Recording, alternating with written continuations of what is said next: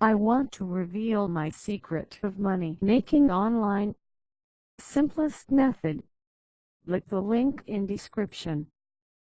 Alright guys, I got 10 tips for you today on how you can make money as a teenager and not necessarily going the retail route or working a normal job. Maybe you're too young or maybe you just don't want to. So got 10 tips for you today, starting with the least difficult and ending with the most difficult. So let's get into it. So babysitting is an amazing way to make money as a teenager, and it's also pretty easy. Whether you're a boy or a girl, it doesn't really matter. Most likely you know a lot of families with younger kids that are always looking for babysitters to hire. So the biggest obstacle in going into this business is just getting your name out there. There's not a lot of resources that you need to invest to start this. There's not a lot of time.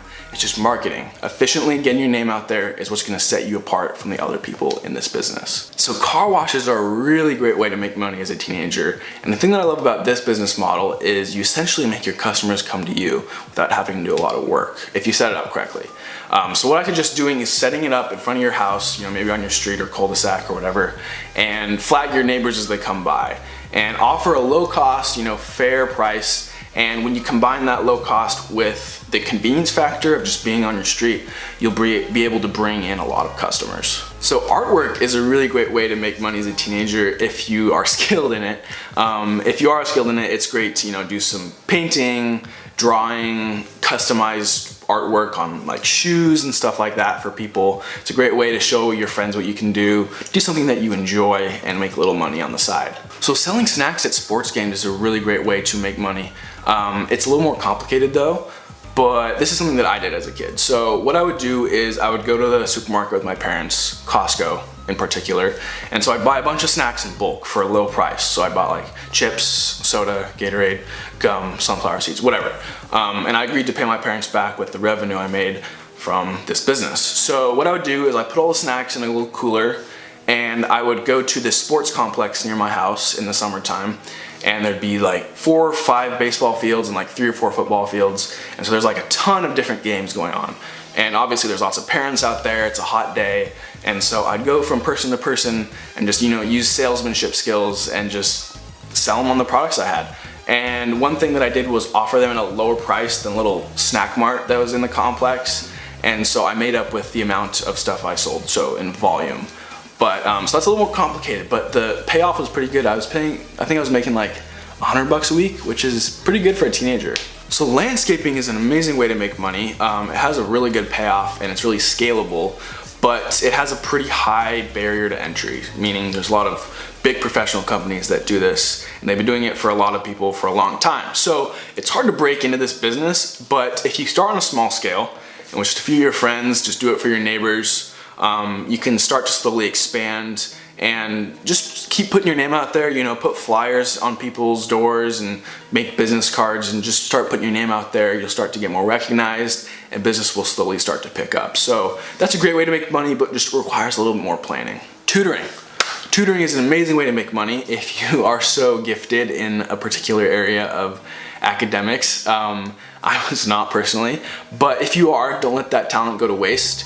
There's always people who are struggling with the subject, so all you have to do is find them and sell yourself. Say, I can help you get this grade at this price in this amount of time.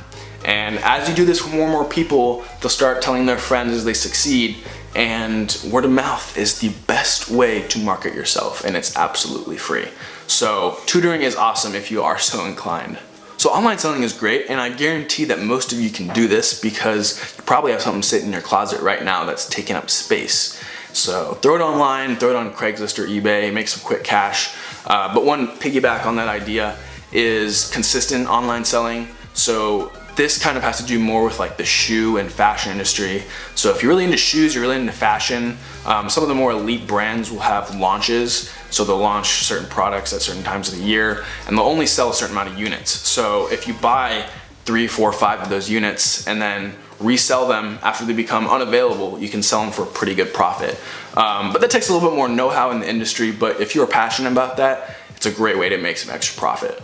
So graphic design is pretty great. It has a relatively low startup cost. You pretty much just have to pay for the software. But if you're skilled in graphic design, it's awesome because you can get a lot of experience and build up your resume, as well as making some good money and doing some pretty cool stuff for your friends, family, school, whatever.